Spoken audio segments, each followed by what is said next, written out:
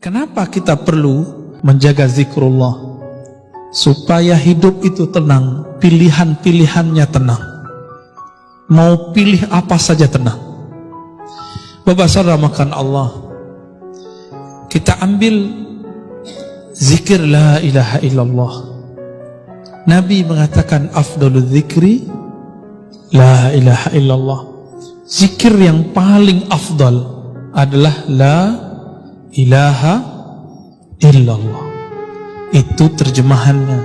Kalau maknanya lebih dalam dari itu, afdalul zikri itu kalau dimaknai zikir yang paling lezat, zikir yang paling nikmat adalah la ilaha illallah.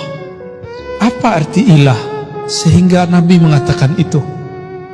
Ternyata kalau orang betul-betul membaca la ilaha illallah, ilah salah satu maknanya adalah tempat hati bergantung,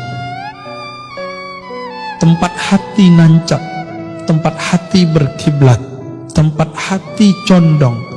Jika kita katakan tiada lagi kecondongan hatiku, tiada lagi semua yang aku inginkan, yang aku cintai kecuali Allah.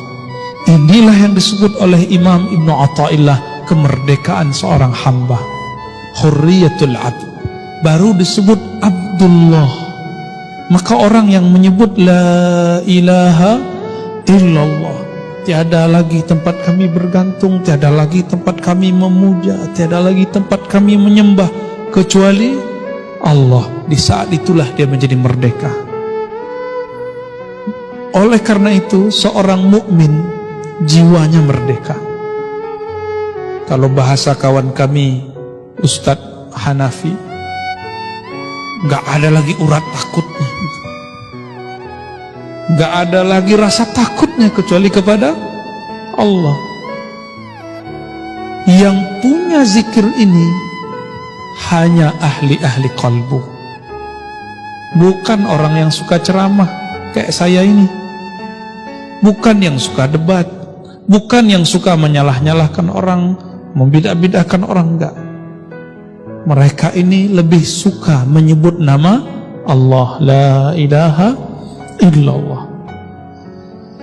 Terdiri dari apa kalimat ini? Ulama-ulama ahlus sunnah mengatakan la ilaha illallah itu terdiri dari dua inti. La ilaha namanya nafi. Nafi sudah jadi bahasa Indonesia, penafian. Ditiadakan apapun dalam pikiran, apapun dalam hati, illallah kecuali Allah. Makanya ulama-ulama terdahulu punya teknik membaca la ilaha illallah, ada tekniknya. Kenapa Bapak Ibu baca la ilaha tidak ada merindingnya, tidak ada getarannya? Karena tidak punya teknik. Buat rendang, kalau tidak diaduk, santan dan airnya pisah nggak Pak? Adukan itulah kira-kira ilustrasi. Baca la ilaha illallah, kalbunya harus diaduk.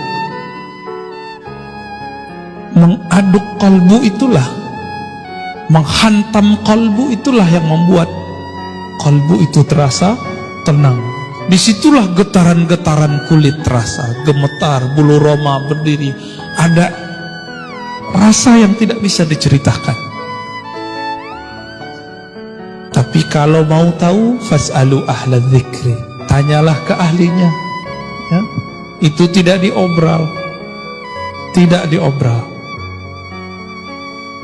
Kalau zikir-zikir biasa itu bisa dijelaskan kapanpun, tapi kalau tekniknya tidak. Nah itu nafi. Illallah itu isbat. Apa arti isbat? Isbat berarti penetapan. Tiada yang disembah kecuali Allah, tiada yang dituju kecuali Allah, tiada yang diharap kecuali Allah. Orang kalau begini, PNS kalau begini, karyawan kalau begini, gak perlu fingerprint, kerjanya pasti selesai. Kenapa sekarang harus pakai fingerprint, pakai daftar hadir? Karena orang-orang tidak serius bekerja. dia hanya takut ke atasannya, nggak takut kepada Allah.